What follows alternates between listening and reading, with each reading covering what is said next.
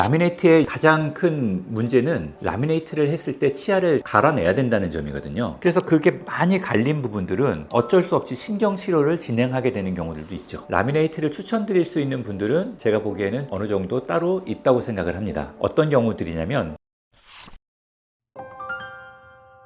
그 연예인들 치아 보면은 되게 고르잖아요. 라미네이트 했다고 보통 알고 있는데 라미네이트를 함부로 하면 안 된다 이런 얘기가 많더라고요. 왜 그런 건가요? 연예인들 치아들을 보면 정말 고르고 하얗고 이쁘다고 생각하시는 분들이 많더라고요. 근데 그분들이 방송에 나와서도 얘기도 하지만 많은 분들이 라미네이트 했다 이렇게 듣기도 하고 그렇게 알고 계세요. 근데 여기서 한 가지 오해가 있는데요. 대부분 라미네이트를 했다고 보기는 어렵고요. 많은 경우에 있어서 사실은 크라운 치료를 받은 경우들이 되게 많습니다. 그래서 라미네이트와 크라운에 대한 오해를 먼저 풀고 이야기들을 진행하면 좋겠습니다.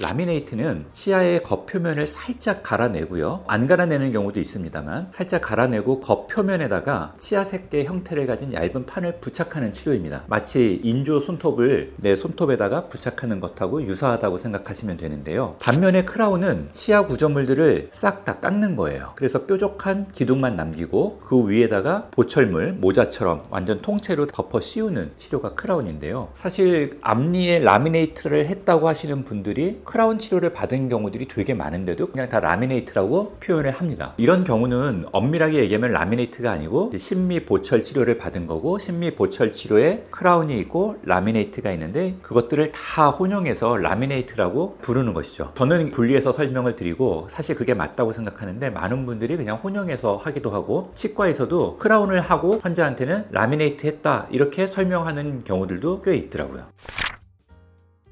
라미네이트는 치아의 형태를 수정하기 위한 치과 보철 치료의 한 종류고요. 치아를 전부 다 깎는 게 아니라 치아의 형태나 위치가 만족스러운 경우에 겉표면만 살짝 그라인딩을 하거나 아니면 최소로 삭제를 해서 겉표면을 살짝 갈아내고 혹은 안 가는 경우도 있습니다. 그 위에다가 치아 형태의 색깔과 구조를 가진 얇은 판을 부착하는 방식의 치료죠. 치아 표면을 처리하고 접착제를 이용해서 부착하는 치료입니다.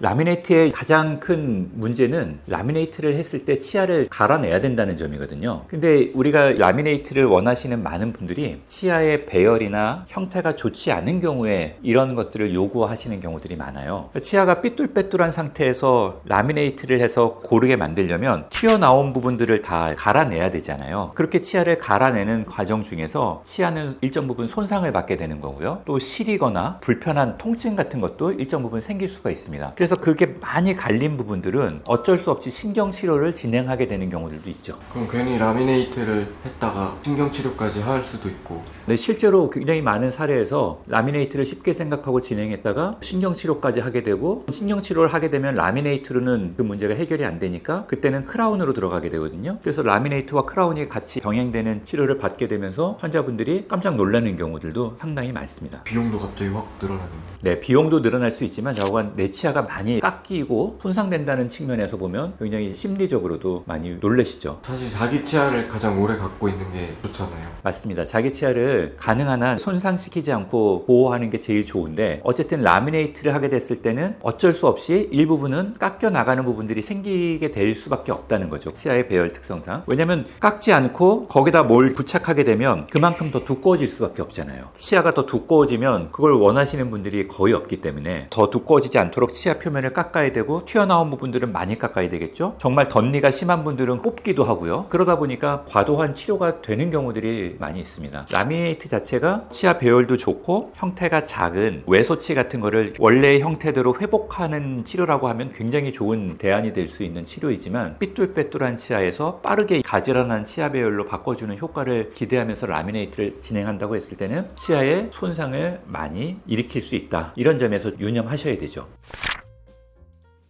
라미네이트를 해도 좋은 경우들이 있습니다. 치아 배열이 좋은데 비교적 가지런한데 내 치아가 외소치인 경우들이 있습니다. 치아 크기가 정상보다 작은 경우들이 있어요. 두께나 폭도 크기도 작고, 이런 경우들은 정상 치아만큼 회복시켜주는 경우에는 라미네이트가 굉장히 좋은 방법이 되고요. 그 다음에 배열이나 형태가 좋은데 치아가 심각하게 변색이 온 경우들이 있어요. 약물 복용으로 인한 변색이라든가 선천적인 변색이 있는 경우들은 라미네이트 치료를 통해서 형태의 수정은 별로 안 하더라도, 배열의 수정은 별로 없더라도 변색 때문에 노화된 부분들을 싹 덮어주면 아주 가지런하면서 동시에 하얀 치아를 가질 수 있으니까 좋습니다.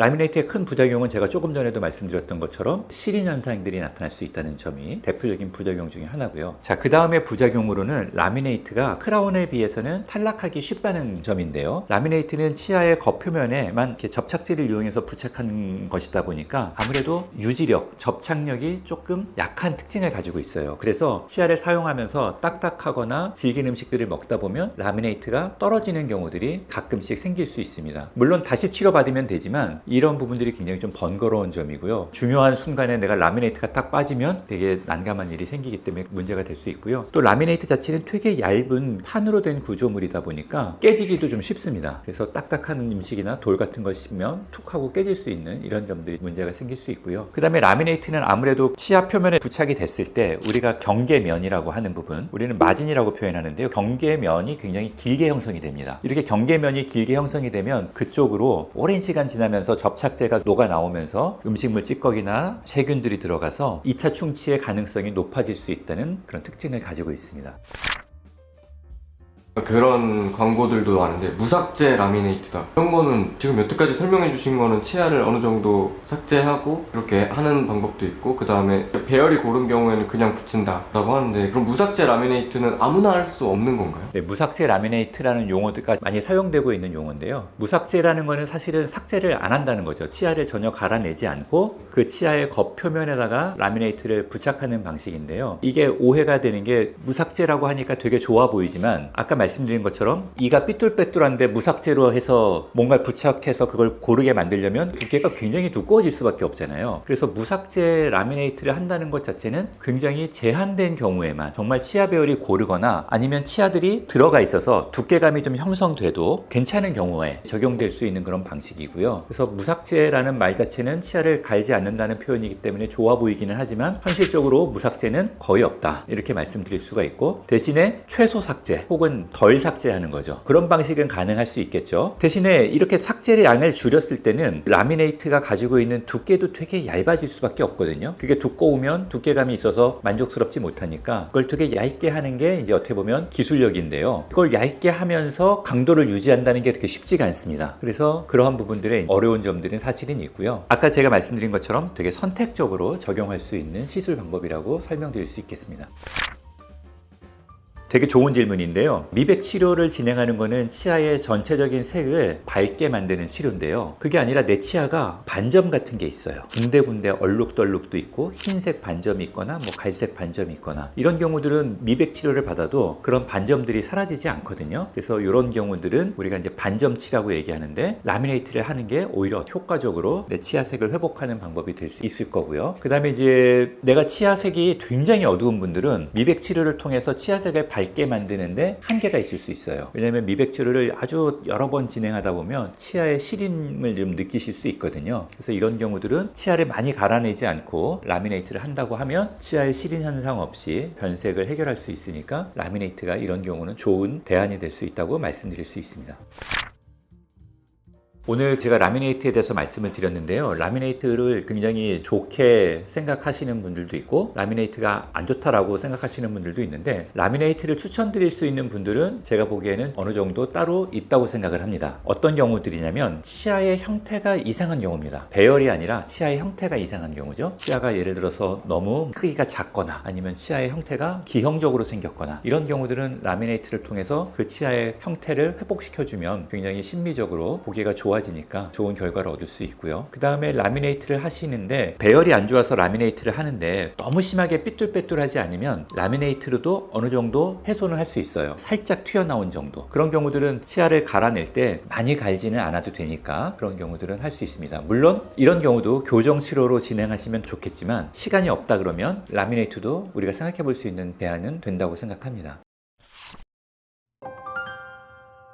네, 오늘 라미네이트에 대해서 알아봤는데요. 라미네이트가 빠른 시간 내에 보기 좋은 치아 배열을 만들 수 있어서 좋은 치료법으로 여겨지기도 하는데요. 라미네이트가 가지고 있는 특성상 어쩔 수 없이 치아 구조물들을 일부분 갈아내야 되는 경우들이 상당히 많이 있기 때문에 신중하게 결정하시면 좋겠다는 생각을 하고요. 이 라미네이트 자체가 굉장히 영구적인 치료는 아니기 때문에 조심해서 사용하셔야 되고 한 10년 정도 사용하시면 교체할 수 있다. 이렇게 이해를 하시면서 치료에 임하시기를 바라겠습니다. 네, 시청해 주셔서 감사합니다.